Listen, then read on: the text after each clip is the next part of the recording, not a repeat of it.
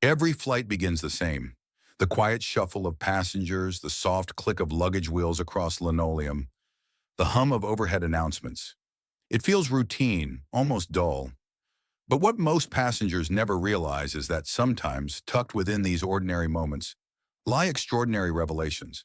And today, this flight, Aurelia Air Flight 227 from Boston to San Diego, was about to become unforgettable.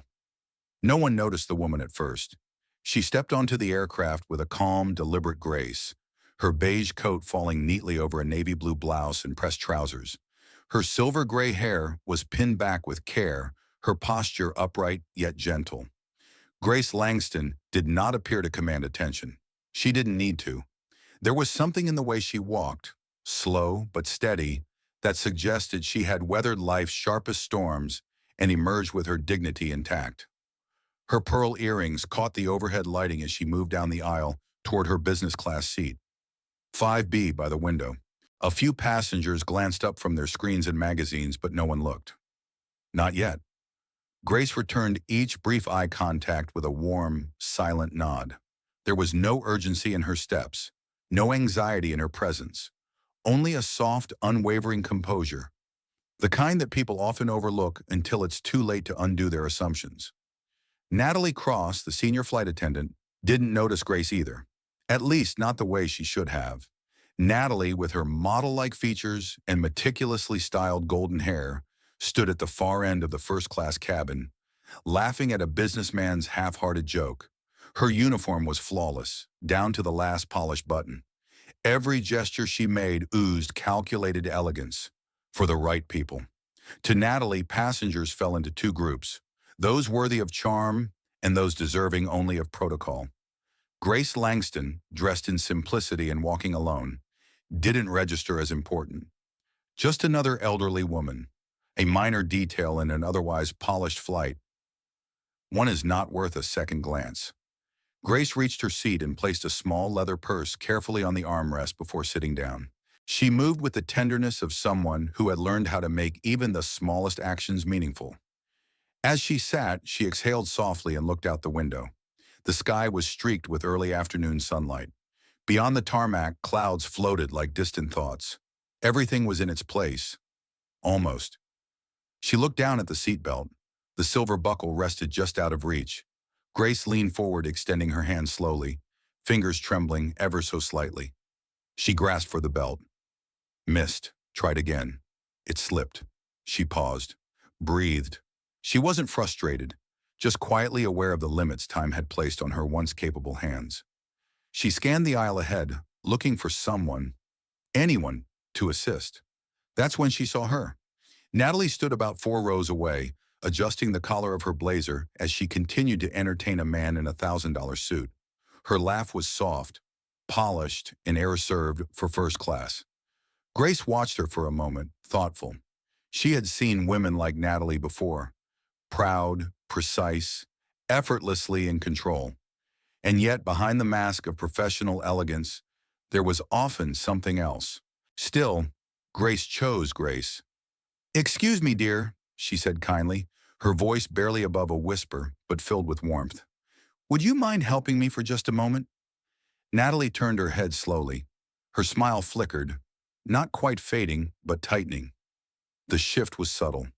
Her blue eyes scanned Grace, then dropped to the seatbelt in her hand, and for a brief moment, impatience flickered across her expression before she tucked it away behind a courteous facade.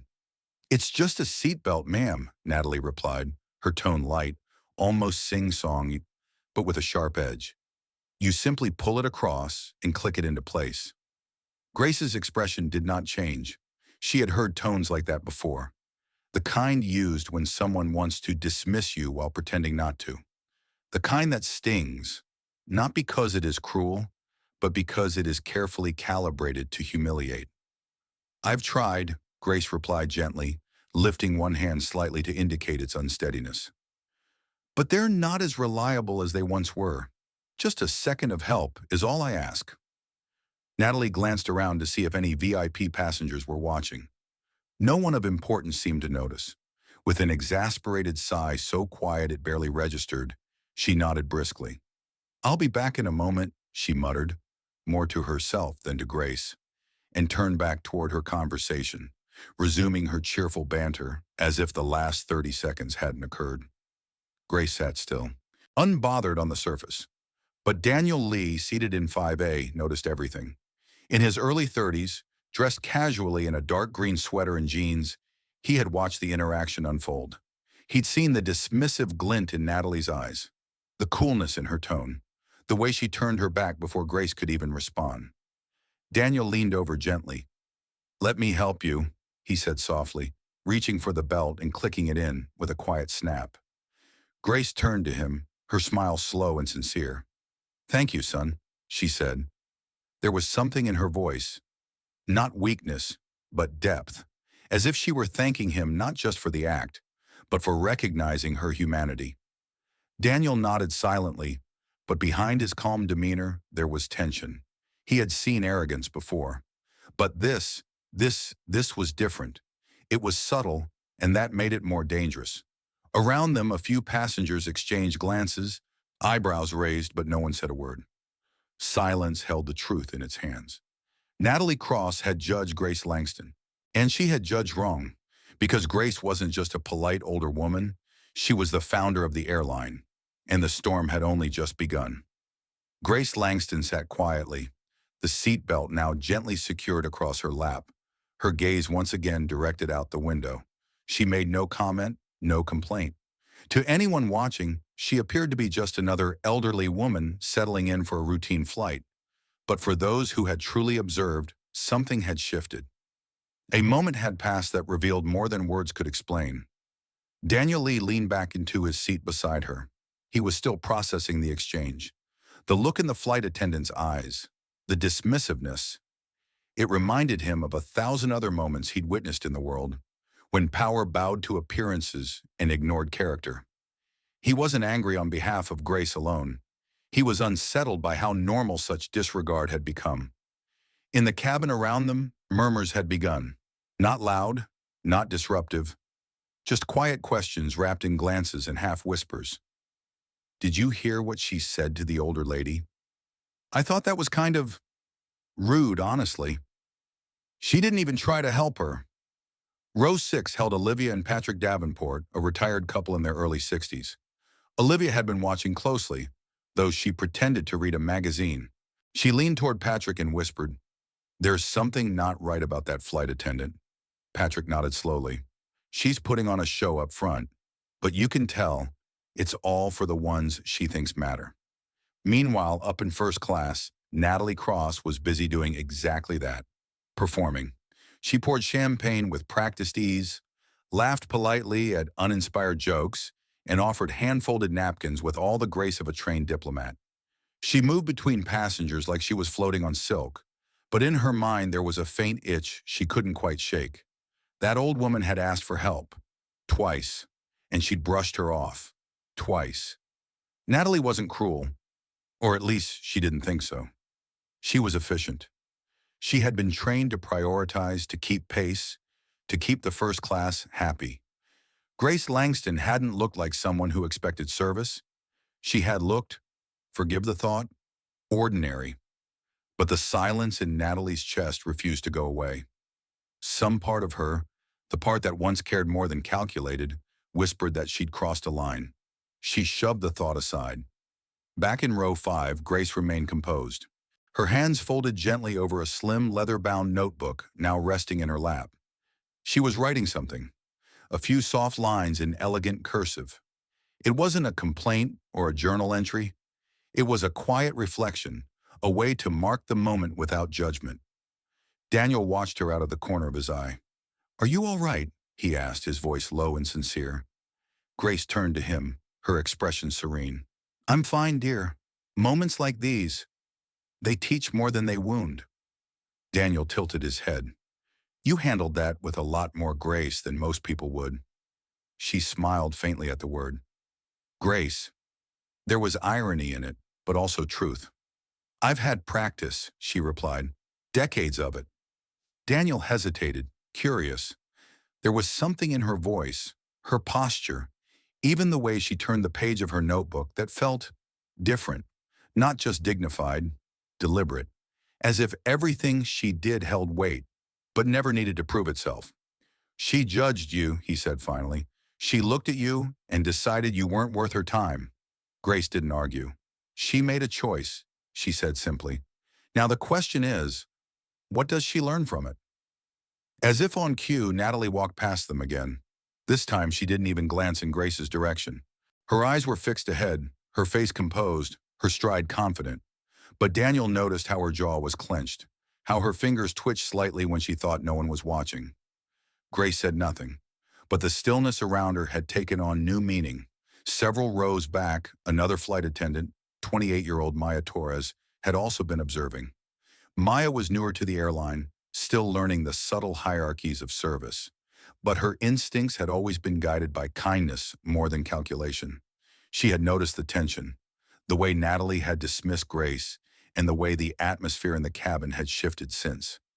Maya approached the galley and caught sight of Natalie straightening wine glasses. "Hey," Maya said carefully, keeping her voice light. "Did that woman in 5B need anything? I think she was having trouble earlier." Natalie didn't look up. "She's fine. She just couldn't buckle a seatbelt." "Still," Maya continued a little firmer now, "maybe we should check in. I mean, she might appreciate a little extra help." Natalie finally looked at her, and the smile she offered was pure performance. "She's in business class," she said with a slight shrug. "She's not expecting a 5-star butler. Trust me, people like her, they just want a quiet ride." Maya's brows pinched slightly. "People like her?" she repeated. Natalie blinked, realizing how that sounded. "I didn't mean it like that." But she had. Maya didn't press further. Not yet. But the line had lodged itself in her heart. People like her. That phrase had haunted too many people in too many places, and it was never about kindness. As the plane began taxiing, the cabin lights dimmed slightly, casting soft shadows across the faces of the passengers. There was calm in the air, but also a kind of watchful stillness. Grace Langston closed her notebook and folded her hands once more. She knew what was coming, not in specifics, but in energy. When a seed of arrogance is planted, it doesn't stay buried. It grows fast, loud, and public, especially when it's been watered with disregard. And though she hadn't come on this flight to teach a lesson, one had now taken form. Not because she was angry, but because the dignity she carried had been quietly challenged. And sometimes the softest voices speak the loudest. The plane climbed steadily through thick layers of clouds, its wings slicing the sky with quiet power. Inside the cabin, the seatbelt sign dimmed with a soft chime, and flight attendants began moving about, distributing drinks and small snacks. To the average eye, everything seemed peaceful, routine. But in row 5, and indeed scattered throughout the business class cabin, a subtle shift had taken hold, one that would soon become undeniable. Grace Langston remained composed, her eyes no longer on the window, but gently focused on the people around her, particularly Natalie Cross, the lead flight attendant who had so carelessly dismissed her. Grace wasn't watching with judgment. No, she was observing, deeply, deliberately. Every gesture, every interaction, every smile that Natalie offered to others, while so deftly withholding it from her. It all told a story. And stories, Grace had long believed, revealed the truth better than any confrontation. Across the aisle, Daniel Lee sipped quietly from his water, his mind still circling back to what had unfolded earlier. He found himself growing more restless, not because he wanted revenge for Grace, but because of what her calm reaction had stirred in him. She had not lashed out, not raised her voice, not demanded justice. And that quiet restraint, it made the injustice echo even louder. Meanwhile, in first class, Natalie Cross was doing what she did best, performing. "Would you like another glass of Sauvignon Blanc, Mr. Kessler?" she asked sweetly, her posture perfect, her voice a melody. "Yes, please. You're a gem, Natalie," the older gentleman replied, clearly taken by her elegance. Natalie smiled, all teeth and charm. But even as she poured the wine, a seed of unease bloomed in her chest. She was aware, however faintly, of the tension lingering behind her in business class. She had caught Maya glancing her way more than once. She'd seen a few passengers, whispering and watching. And most of all, She had felt the still presence of that woman, Grace, whose dignified silence had become a mirror Natalie could not avoid. The problem wasn't that Natalie feared Grace. It was that Grace hadn't fought back. And somehow, that was worse. There was no tantrum to dismiss, no outrage to defend against. Just a soft voice, a calm face, and a kind request. Declined. Twice.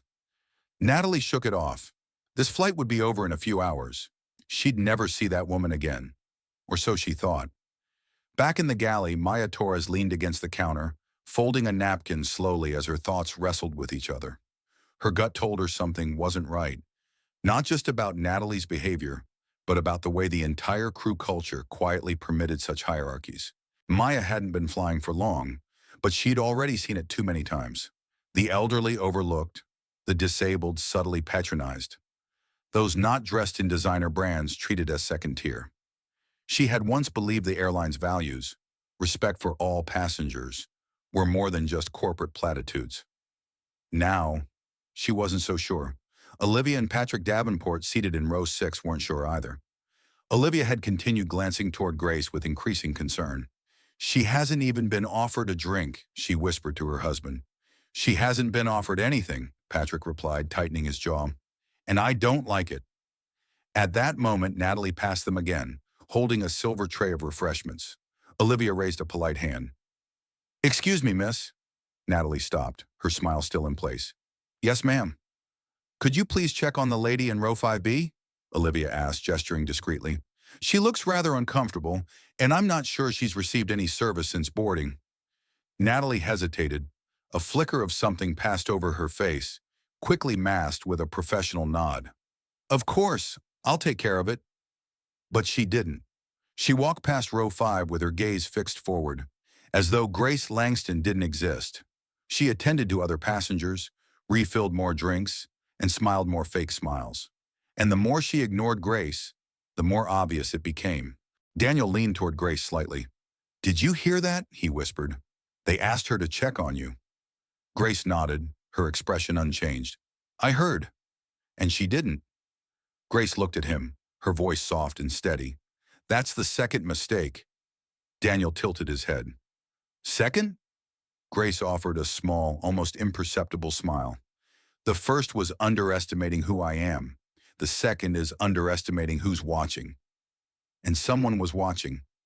At the front of the plane, in first class, sat a man in his mid-40s in a tailored charcoal suit, Jonathan Mercer.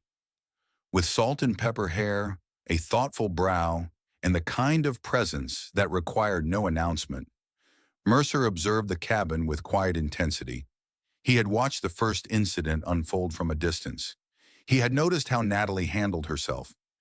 And he had especially noticed how the woman in row 5 carried herself with the kind of grace that could only come from experience, from leadership, from strength earned through years of silence. Jonathan wasn't just another first-class passenger. He was the airline's chief ethics officer, flying anonymously to review crew behavior following a recent uptick in customer complaints.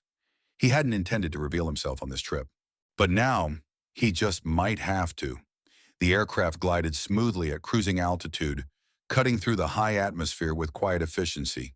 Inside, the lights had dimmed slightly for passenger comfort, but in business class, a growing undercurrent of discomfort remained. It wasn't spoken aloud, not yet, but it lived in exchanged glances, in tight expressions, in the subtle stiffness of posture among those who had quietly taken notice. And Grace Langston remained still, not passive, not unaware, still, like a lake before a storm. She had spent her entire life watching people underestimate her. Her simple clothing, her quiet presence, her lack of demands. These were often mistaken as signs of irrelevance. But what most people didn't realize was that power didn't always walk with noise. It often arrived without fanfare, wrapped in restraint. Natalie Cross, however, still didn't get it. In the galley, she leaned over the service cart, her fingers rhythmically adjusting tea packets that didn't need organizing. "Unbelievable," she muttered under her breath. Maya Torres, folding blankets nearby, glanced up. "What is?" Natalie didn't respond directly. She just shook her head, lips tight. Some passengers think they deserve extra attention just because they can't do something simple like fasten a seatbelt. Maya's jaw stiffened. You mean Ms. Langston? Natalie turned, eyes narrowing. I didn't say any names. No, Maya said, her voice calm. But you didn't have to. There was a quiet pause between them. Natalie looked Maya up and down, sensing something in the younger woman that unnerved her. You're new, she said flatly. So let me give you some advice. People will always try to manipulate you with guilt. You start coddling everyone who claims to need special help, and you'll never survive in this job. Maya stared at her for a long moment. Helping people isn't coddling.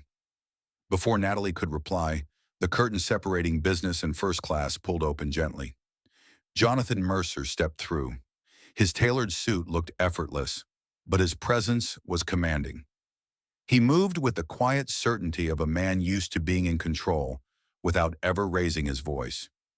The only indication that he wasn't a regular passenger was the slight golden pin on his lapel, a falcon in flight, a quiet symbol of executive rank within the airline. He walked slowly past the rows of business class seats, his eyes scanning, and then he paused at row 5B. Excuse me, he said gently. Grace turned and looked up. Their eyes met. There was a flicker of recognition in his, but in hers only still calm, as though she had already known this moment would arrive. I believe we haven't officially met, Jonathan said. I'm Jonathan Mercer, Chief Ethics Officer for Horizon Airlines. Several heads turned. Daniel Lee stiffened in his seat. Olivia Davenport gasped softly, her hand tightening on Patrick's wrist. Even Maya from the galley froze in place. Grace smiled slightly. I'm well aware, Mr. Mercer, and I'm very pleased to see you on board. I've been observing the flight, he continued, voice low but firm, and I understand there have been troubling discrepancies in passenger treatment. Natalie, who had emerged from the galley just in time to hear those words, stopped short, her face paling. Grace gestured subtly toward the empty seat beside her. Would you like to sit? Jonathan nodded once. Thank you. As he lowered himself into the seat, Natalie slowly approached, trying to mask the unease in her expression. Mr. Mercer, I wasn't aware you were on board, she said, forcing a smile. He looked up at her slowly. I know you weren't. A long silence passed. Grace turned her head and spoke gently, her voice aimed not only at Natalie, but the entire cabin. I didn't want to make this into a spectacle, she began. I didn't want drama. All I asked for was a little assistance, as anyone might. But what I received was something else entirely. Natalie opened her mouth to interrupt, but Jonathan lifted a single hand, not rudely, but firmly. Grace continued. I was ignored, twice. Not because you were busy, but because you decided I wasn't worth your time. You served others. You laughed at their jokes. But when it came to me, I vanished. The cabin was utterly silent. Natalie tried to speak, her voice shaking. I didn't know that I mattered? Grace asked, her tone sharp, yet soft, like velvet hiding steel. Jonathan turned to Natalie. Is that how we define respect now? Conditional? Based on appearance or perceived importance? Natalie's face flushed. I didn't mean, but you did, Maya said from the galley, stepping forward. Her voice was quiet but resolute. You did mean it. You just didn't expect anyone to notice. Now the entire business class section was watching. Olivia leaned in toward her husband and whispered, This is accountability, real time. Grace slowly turned her gaze back to Jonathan. I didn't come on this flight to test anyone, but I'm glad I did. Jonathan nodded. You shouldn't have had to. He rose slowly from his seat. Please know this will not go unnoticed. I'll be submitting a formal ethics review to senior command. Passenger dignity is not optional. It's our foundation. Natalie swallowed hard. Mr. Mercer, please. But he was already walking down the aisle. As he disappeared behind the curtain to first class, Grace turned to Natalie. You've spent your career performing for those you deemed worthy. Now the curtain is lifting. Let's see what's behind it.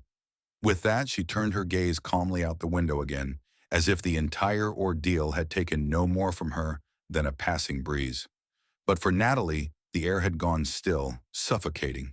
She stood frozen, every eye in the cabin quietly resting on her. The third mistake had just been made, and this time, it wasn't just noted, it was officially witnessed. The minutes following Jonathan Mercer's statement passed in silence so thick it felt almost sacred, like the quiet that lingers after a hymn in a cathedral. Passengers settled into their seats not because they were comfortable, but because something heavy now floated in the cabin air. It was the kind of silence that demands reflection, that lingers long after the words have stopped. Natalie Cross, meanwhile, stood frozen near the service cart, her hands clenching and unclenching without purpose. For the first time in years, she didn't know what to do. All her practiced smiles, her perfect posture, the immaculate folds of her uniform, none of it could hide what had already been exposed. She was no longer the one performing. She was now the subject of observation. Maya Torres returned to her station in the galley but didn't retreat. Her eyes followed Natalie with quiet determination. She had said little, but her truth had been heard, not only by Jonathan Mercer, but by everyone. For Maya, that alone was a victory. In seat 5B, Grace Langston remained the embodiment of composure. She had returned to reading a thin volume of poetry she kept tucked inside her handbag. The soft rustling of its pages was now the loudest sound in the cabin. She didn't gloat. She didn't posture. She simply existed. The kind of existence that demanded respect without ever asking for it. Next to her, Daniel Lee cleared his throat, shifting in his seat. The man who had earlier ignored Grace now couldn't stop glancing at her, each look colored with embarrassment. Olivia and Patrick Davenport, seated just across the aisle, whispered, not gossip, but awe. She didn't have to raise her voice, Olivia said, and yet, she changed the entire plane. Patrick nodded slowly. That's the kind of power that doesn't need a badge or a boardroom. It just is. Toward the front of the plane, Natalie moved as if on autopilot, pretending to adjust napkins and glassware for a service that had already passed. Now and then, her eyes flicked toward the curtain that separated business from first class. The curtain Jonathan Mercer had vanished behind. She didn't know what terrified her more, that he was back there writing a report, or that he might never speak of her again. She could feel her narrative slipping through her fingers.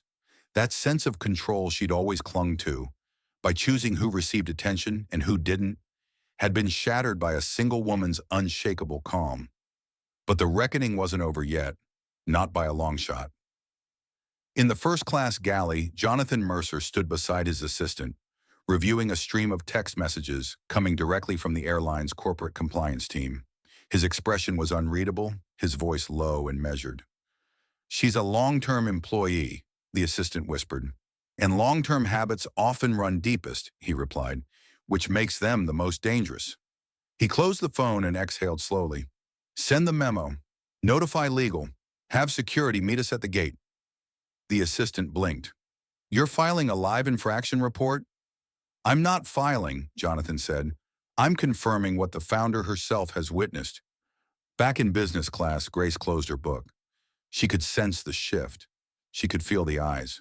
But more than that, she could feel the discomfort emanating from Natalie like heat from an open oven. And yet she had no desire to punish. What she wanted, and what she'd always wanted, was reflection.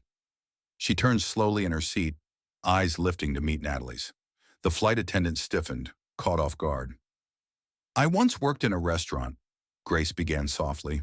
Her voice wasn't loud, but it carried, like the gentle ringing of a bell in a quiet square.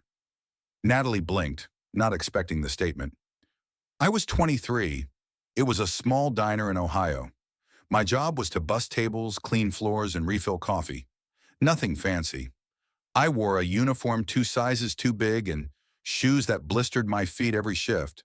But I did it with pride. A few passengers leaned in subtly.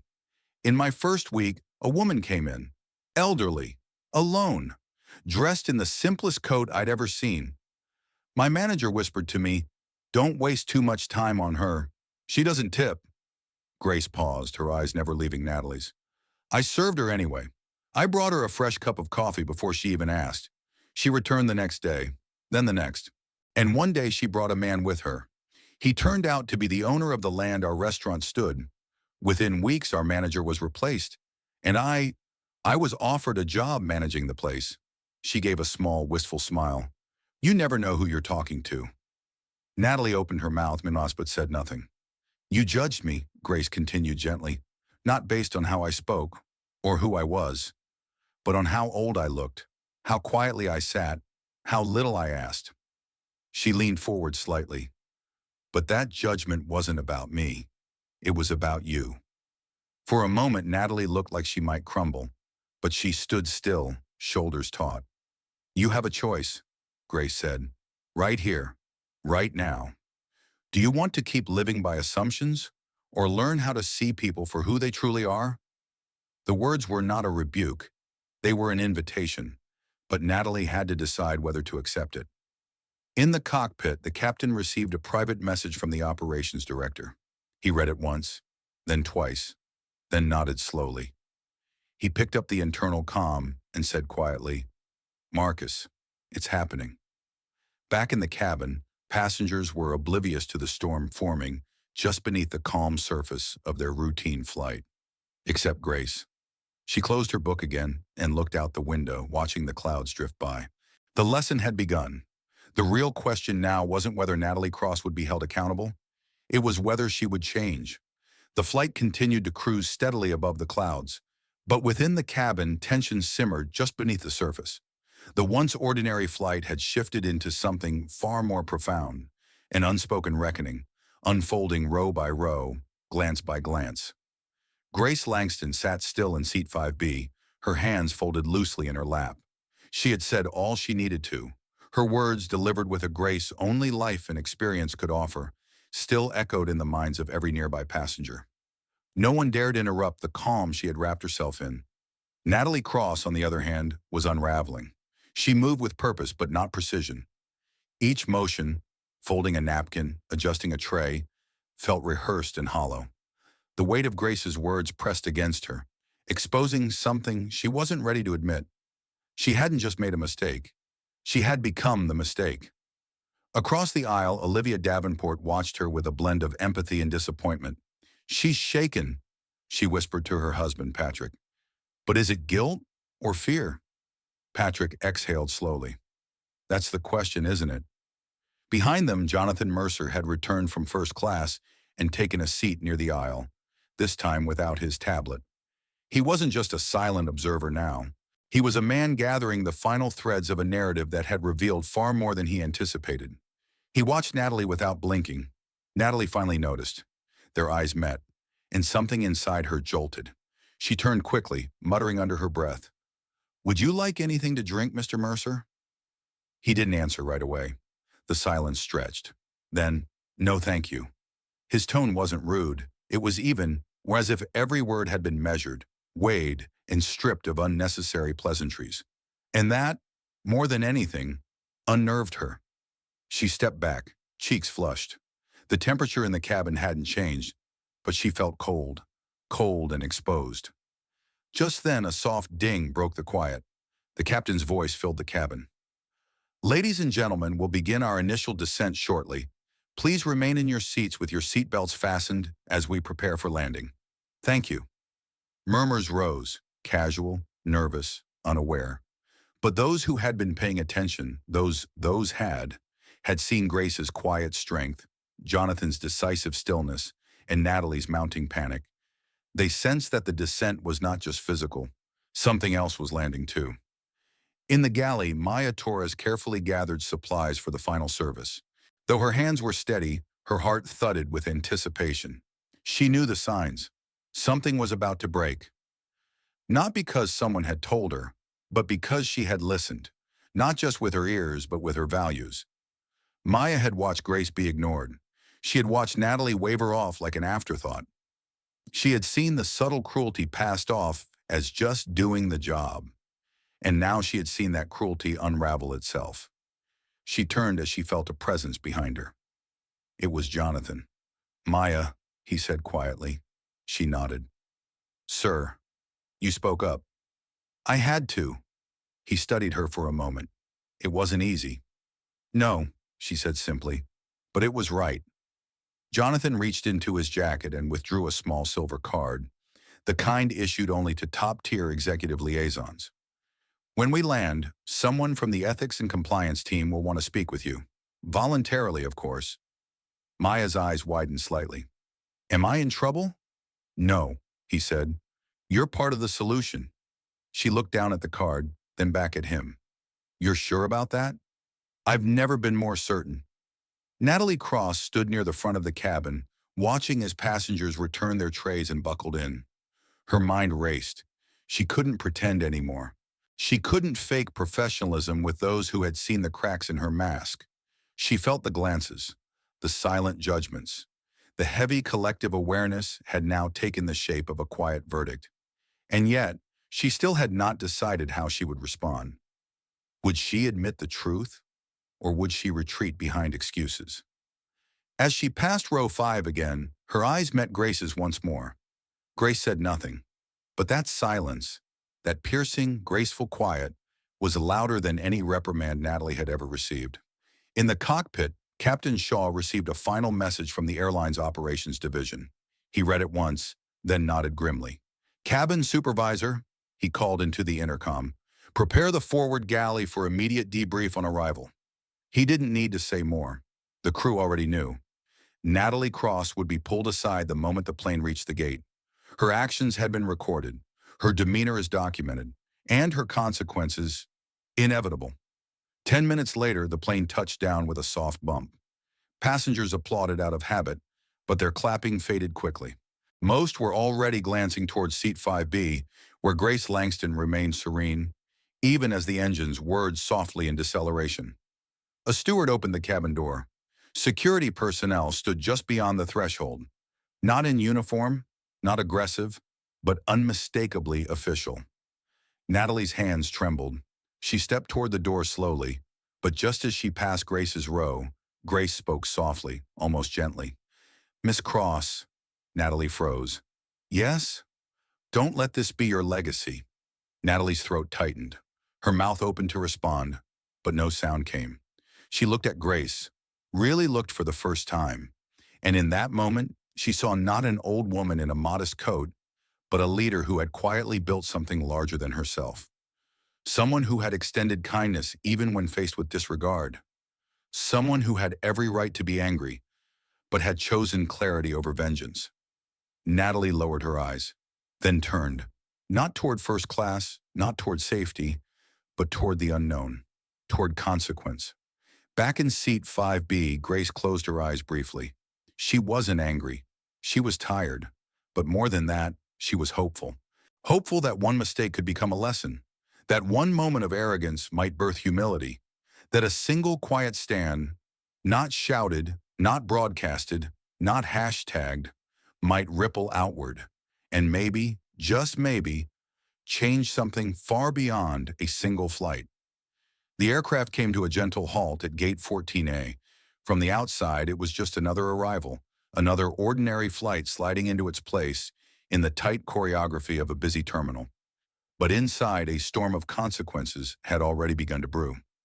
Passengers rose from their seats, reaching for luggage, smoothing their coats, adjusting watches. Chatter resumed, soft and fragmented. Yet now and then, curious eyes flicked toward the front, toward Natalie Cross, who stood motionless near the cockpit, her frame too stiff, her smile too tight. She wasn't the same woman who had boarded this plane with the practiced confidence of someone who believed she owned the room. That person had vanished somewhere above 30,000 feet, crumbling beneath the quiet, dignified gaze of a woman in seat 5B, Grace Langston. The name now echoed silently through Natalie's mind like a slow-tolling bell. At the gate, 2 representatives from Goldridge Airways' internal ethics unit waited in crisp navy blazers. They were accompanied by a third individual, John Mercer, still buttoned in his tailored coat, still calm, still unreadable.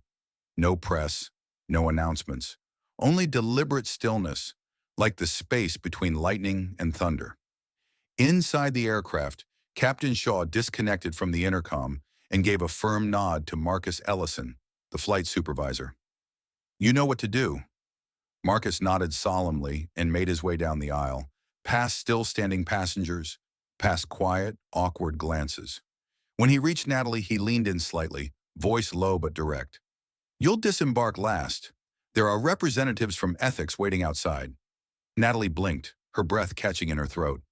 Am I being dismissed? Marcus didn't answer that. He didn't have to. Behind them, Grace Langston remained seated. She made no grand exit, no dramatic farewell. She simply waited, allowing the sea of travelers to flow around her, calm in her decision to let others speak if they wished, but never needing to raise her voice. Lucas Fields, seated next to Grace since the start of the flight, reached for his carry-on and stood. But before he stepped away, he turned to her, his voice quiet.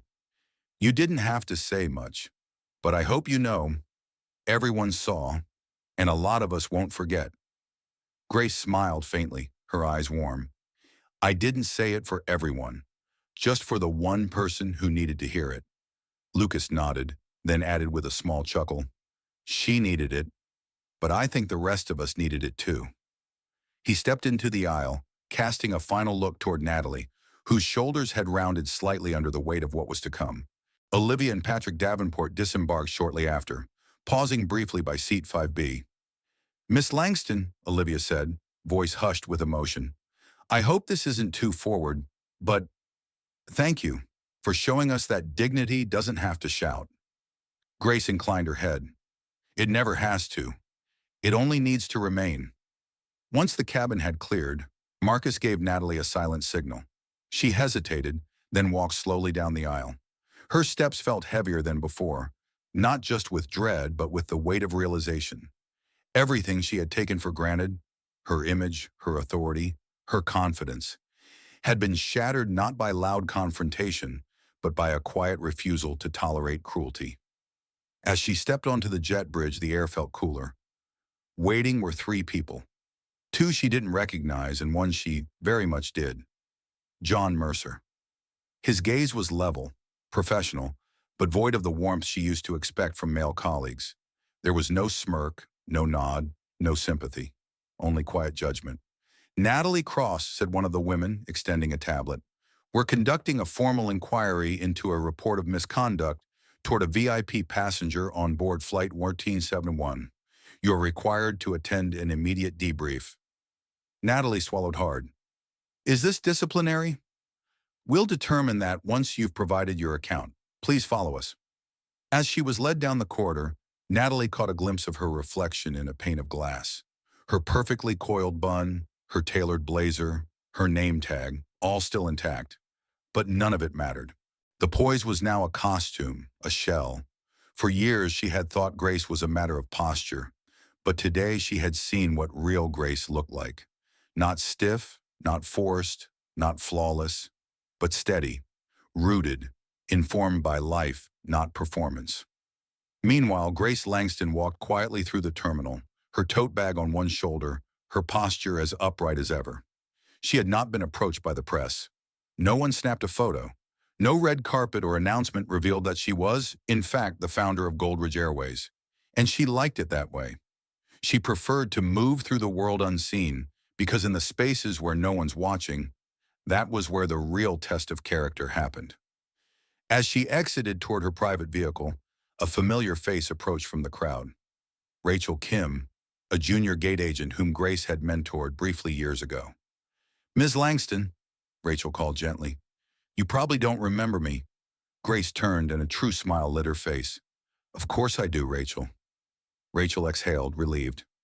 I just wanted to say, I heard what happened, and thank you for staying calm, for not letting it slide. We've needed someone to remind us that people matter more than policies. Grace gently touched Rachel's forearm. We all forget sometimes, but the important thing is remembering again, and making sure others do too. Back in the airport conference wing, Natalie sat in a quiet room, a single glass of water on the table in front of her. The walls were bare. The silence was sharp. John Mercer stood behind the ethics officer, now leading the debrief. You were reported for failing to assist a passenger, the officer said, on 2 separate occasions. Witnesses confirmed dismissive behavior. The passenger in question is Ms. Grace Langston. Natalie's eyes darted to John. That Grace Langston? Yes. Natalie's pulse spiked, but it wasn't just fear. It was a shame. Not because she had been caught, but because the truth, the real truth, was worse than the consequences. She hadn't treated Grace poorly because she was busy or overwhelmed. She had looked at her and decided she was unimportant. And that, Natalie now understood, was indefensible. Later that evening, a message circulated through Goldridge Airways' internal portal. It read, "As part of our ongoing commitment to dignity and equity, all flight staff will undergo a new training module focused on implicit bias in human-first service. We are grateful to those who stood up and spoke out. Real change begins with honest reflection." Attached to the message was an internal memo, anonymously written but inspired by the events of Flight 113-1. It read, "Dignity is not optional. Respect isn't earned by title or wealth. It's owed to every human being who trusts us to carry them safely from one place to another." Let's remember, power doesn't always wear a suit, and sometimes the quietest voice in the cabin is the one we should be listening to the most. The early evening glow filtered through the tall windows of Goldridge Airways' Executive Review Suite. The room, perched atop Terminal C, overlooked the fleet of aircraft below. Birds of metal and promise, waiting for the next wave of stories to unfold within their narrow aisles. Inside the glass-walled conference room, the atmosphere was tense. Natalie Cross sat at one end of a sleek table, her shoulders stiff, hands clasped tightly in her lap. Across from her were three figures: John Mercer, the senior executive whose name carried weight in every corner of the company; Audrey Fielding, head of ethics and compliance; and finally Grace Langston, seated in quiet command, her presence filling the room not through volume or demands, but through something more potent. Unshakable calm. The air was thick with unspoken consequences. John cleared his throat first, glancing toward Audrey, who nodded and began reading aloud from a brief incident summary. On Flight 11371 from San Francisco to Chicago, there were two recorded moments of passenger mistreatment involving a crew member, Natalie Cross, directed at Ms. Grace Langston, a Goldridge board member, founder, and retired chairwoman. Natalie's breath caught slightly. The word mistreatment hit harder than she expected. She had come prepared with rebuttals, stress, staffing, misunderstood intentions. But none of those mattered now. She looked at Grace. Grace did not flinch, did not even raise an eyebrow. She simply waited. Audrey continued, "Multiple passenger testimonies confirm your dismissive behavior. You refused assistance, mocked the passenger's capabilities, and prioritized others based on perceived value. That perception," Audrey said sharply, "was based solely on superficial judgment." Natalie's lips parted to speak, to defend, to beg, perhaps to lie. But Grace lifted a single hand slightly. The room went still. "No need to explain," Grace said softly. "Not to me." Her voice wasn't cold. It was worse. It was disappointing. And that kind of silence, the kind wrapped in grace rather than rage, was far harder to endure. "You saw an older woman with steady posture but shaking hands, and you decided she was invisible." Natalie flinched. "You saw someone not wearing diamonds, not demanding attention. You thought that meant I wasn't worth your time." She turned her head slightly toward the floor-to-ceiling windows, her tone shifting from direct to contemplative. "You know what my late husband used to say, Ms. Cross? That real leadership is measured not by how you treat your peers, but by how you treat those who have no influence over you at all." She paused, the room hushed. "You failed that measure." Natalie's defenses crumbled like sand in her throat. "I didn't know it was you." Grace turned back toward her, gently but firmly. "That's the point. You shouldn't have had to." And then she said nothing else. Not a lecture, not a reprimand, just silence. It hung heavier than any punishment. John Mercer leaned forward.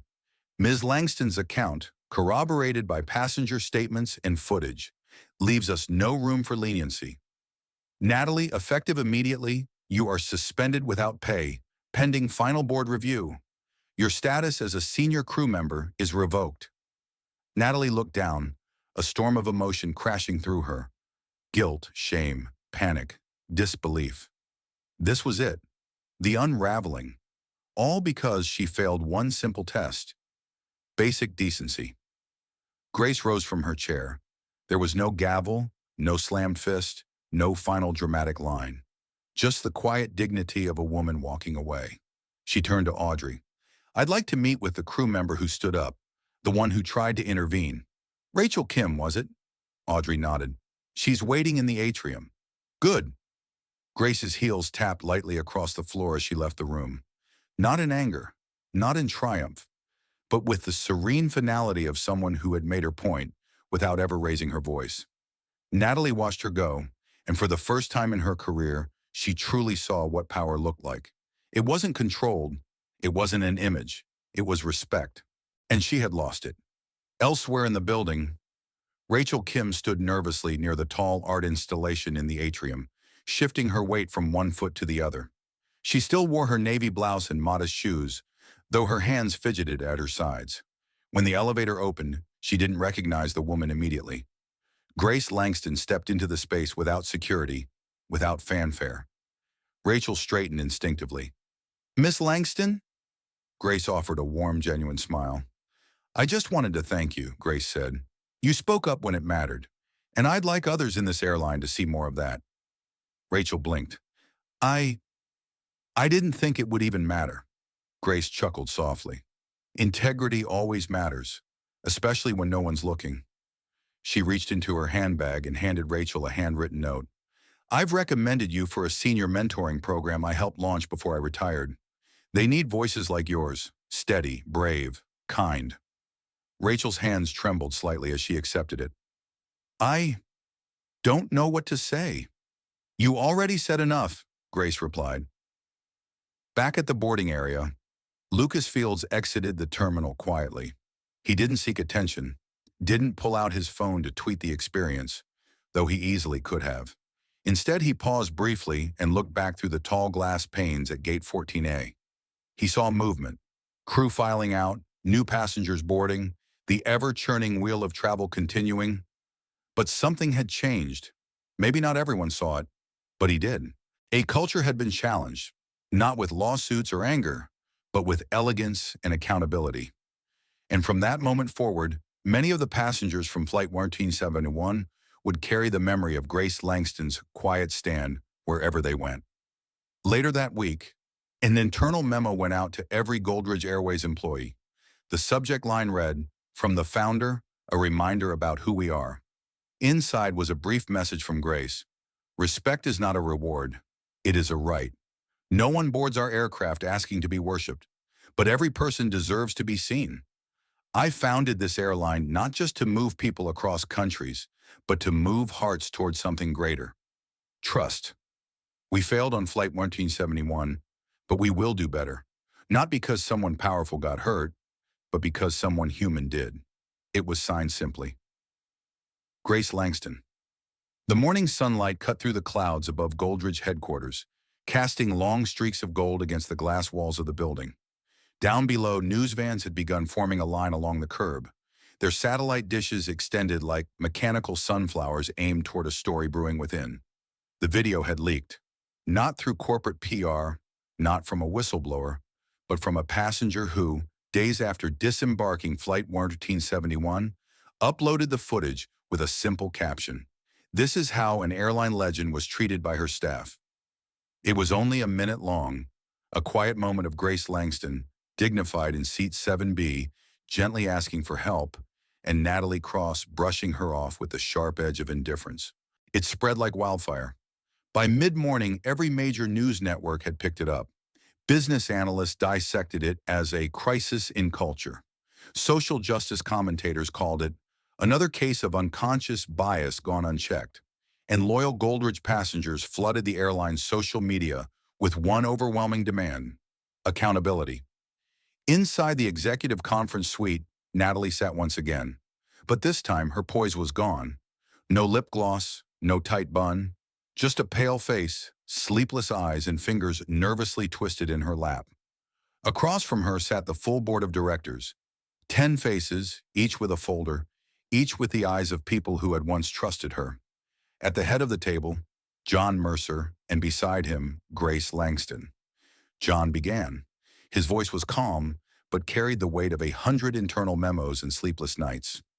"Ms. Cross, as you're aware, Your conduct on Flight 1971 has triggered a full internal review, a social media storm, and now a formal ethics hearing. He paused.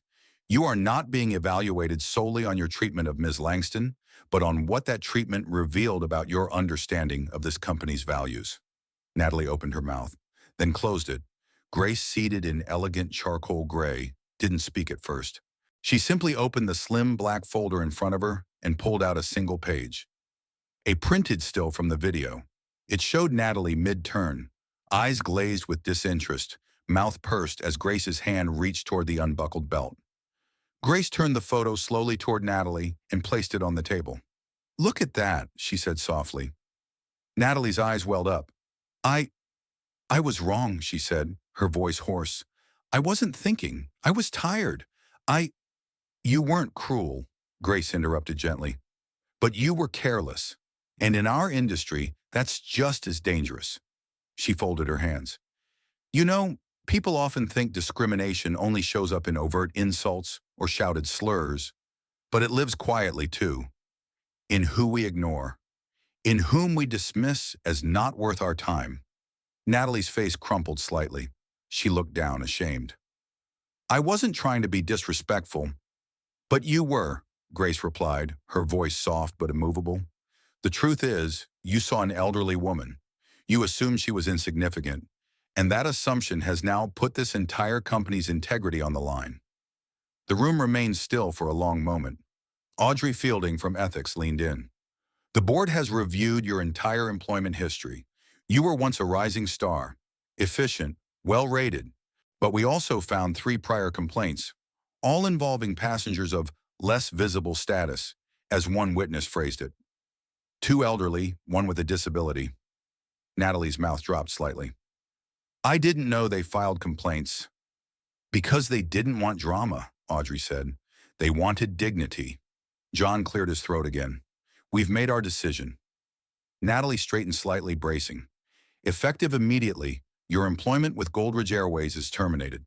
This is not just a punishment, Ms. Cross. It's a statement about what we stand for, about what we will no longer tolerate." Natalie felt the ground shift beneath her.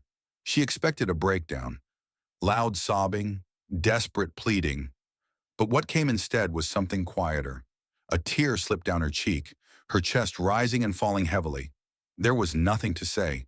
She had no excuse the world would believe, because the truth had already been seen. After the board filed out, Grace remained seated. Natalie stood to leave, but hesitated. "I never meant to hurt you," she whispered. Grace tilted her head, her voice warm, but piercing. "It wasn't about me. It was about everyone who's ever been made to feel small. I just happened to be the one who could respond." And with that, she rose and left the room. Meanwhile, across the campus, a different meeting was happening. Rachel Kim sat in a studio beside 2 senior HR leaders and a media consultant. She had been asked, kindly but firmly, if she'd be willing to share her side of the story, not for damage control, but to help define a new chapter. They recorded her testimony in a simple Q&A format. No glamour, no script. "Why did you speak up?" "Because it felt wrong not to." "What would you say to someone afraid to challenge disrespect?" "Do it anyway. Fear fades. Regret doesn't." "What do you hope comes next?" "That we remember how much weight kindness carries, and that respect shouldn't be a reward. It should be the default." The company moved quickly. A week later, Goldridge released a public statement. But it wasn't the usual templated apology. It was raw, personal, signed not just by the CEO, but by Grace herself. This incident reminded us that culture isn't defined by slogans. It's defined by how our staff behaves when no one's watching. We failed that test, but we will not ignore the lesson. From today, every member of our crew will be retrained. Every leader will be re-examined, and every passenger, regardless of appearance, age, or attire, will be treated with the dignity they deserve. Attached to the statement was a short video clip, Rachel Kim speaking her final line on camera. "The way we treat strangers tells the world who we are." In the weeks that followed, Grace Langston remained behind the scenes. She didn't grant interviews, didn't parade herself as the face of change.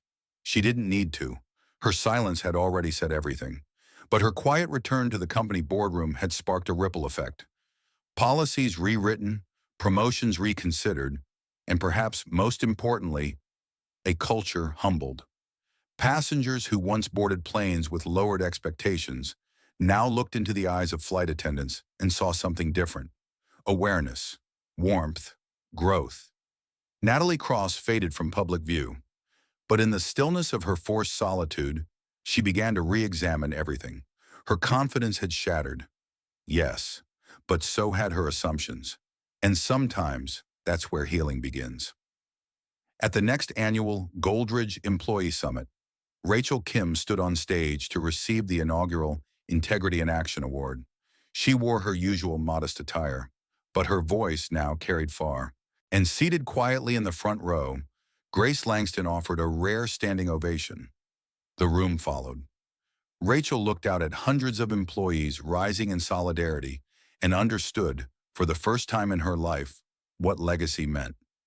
No recognition, not fame, but the quiet power of having done the right thing, even when no one expected her to. 6 months had passed since that fateful flight, the one that began with indifference and ended with a quiet revolution. Goldridge Airways was no longer the same company. It wasn't just that new policies had been written or that mandatory retraining programs had been implemented for all staff. It wasn't even the millions poured into restoring public trust. What had truly changed, and what mattered most, was the culture. A shift had occurred, not because of press pressure or PR tactics, but because one woman, quiet, composed, and dignified, had chosen not to retaliate, but to reflect. And in doing so, she had forced an entire industry to look in the mirror.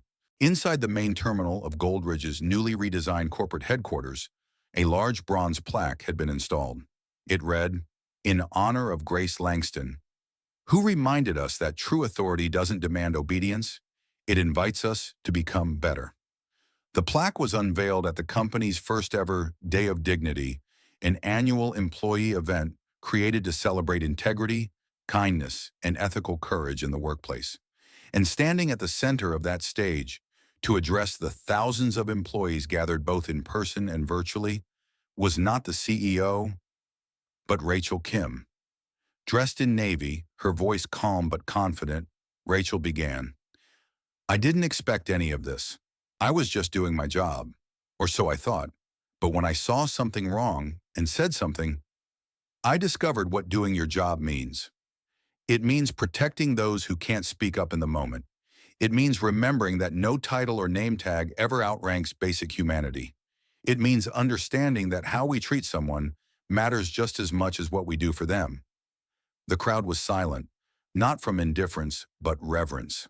Rachel continued, voice steady, "I don't stand here because I'm special. I stand here because someone else, Ms. Grace Langston, had the strength to remain kind even when dismissed. She didn't retaliate. She didn't shout. She simply held a mirror up to who we were. And now we have a choice. Who do we want to be moving forward?" Backstage, Grace Langston watched from a quiet seat behind the curtain, eyes slightly glassy but proud. She had declined the spotlight once again. As always, she let others lead with their voice. But in every word Rachel spoke, Grace saw the fulfillment of a legacy she had spent decades building. Not with fanfare or fame, but with decency. And now that legacy was being carried forward by a new generation. As Rachel concluded her speech, she turned to the side and extended a hand.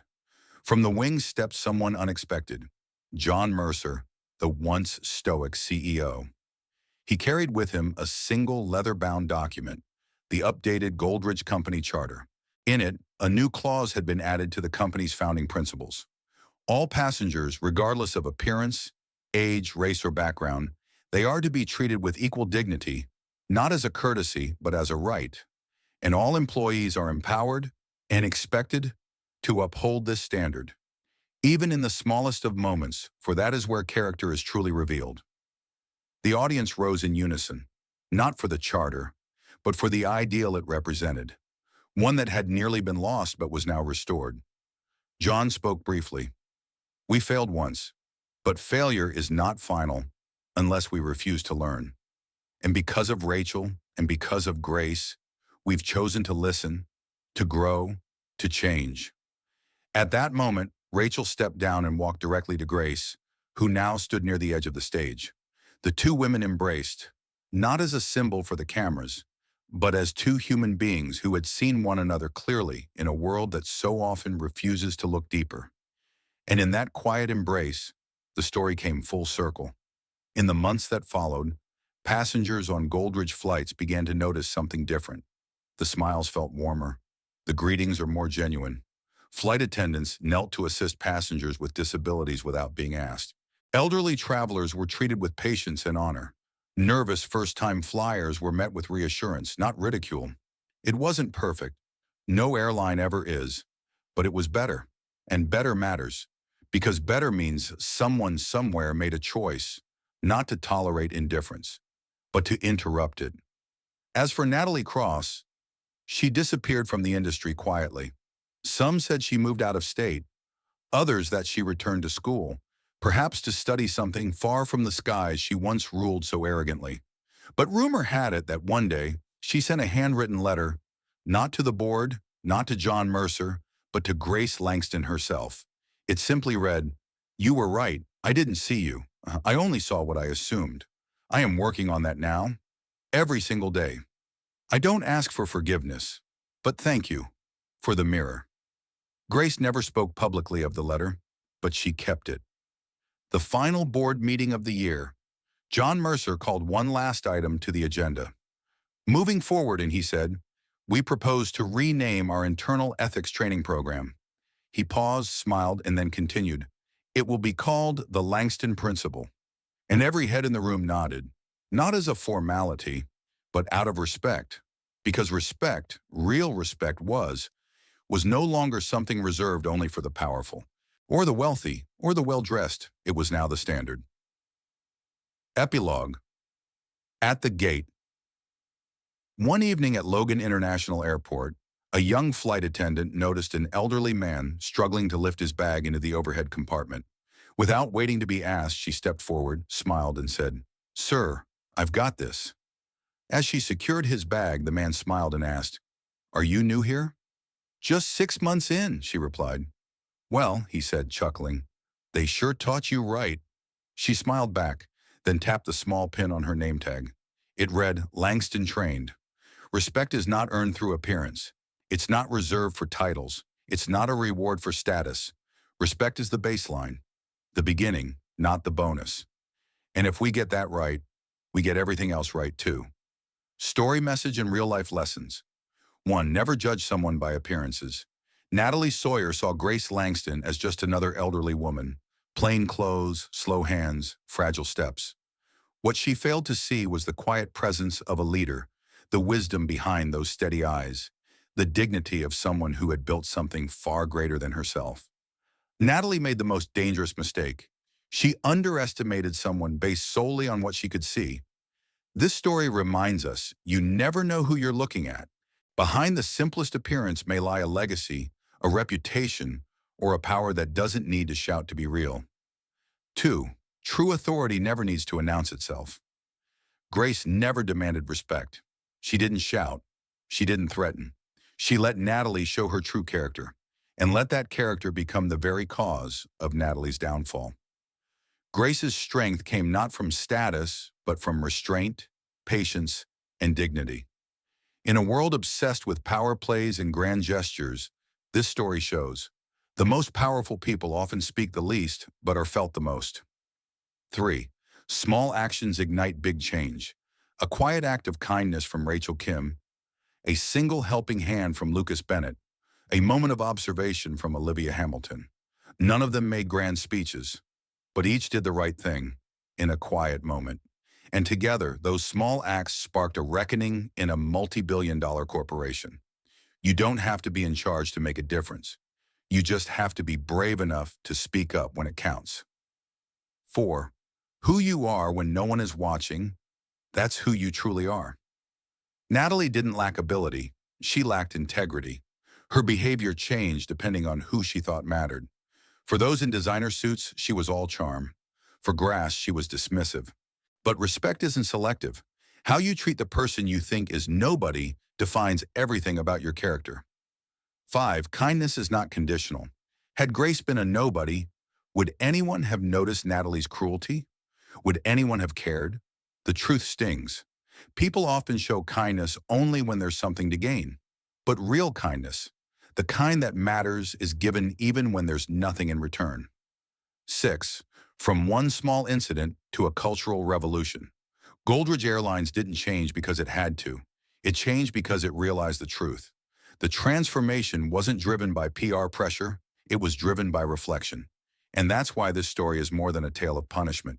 It's a story of awakening. It's proof that values only matter when they're lived, not just written on a wall.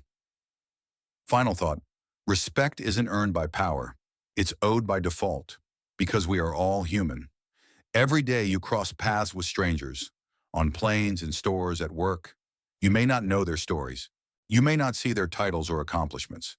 But that doesn't mean they're insignificant. Grace Langston didn't need to be feared. She only needed to be respected. And Natalie Sawyer's greatest lesson wasn't about Grace's title. It was about her lack of empathy. We all have a choice: to be like Natalie, dismissing people who don't look important, or to be like Grace, calm, composed, unshaken, or like Rachel, brave enough to speak when others won't, or like Lucas, a quiet ally who turns discomfort into courage. Who will you be? This story reminds us that every interaction is a test of character, and sometimes the person you think matters least might be the one who built the seat you're sitting in.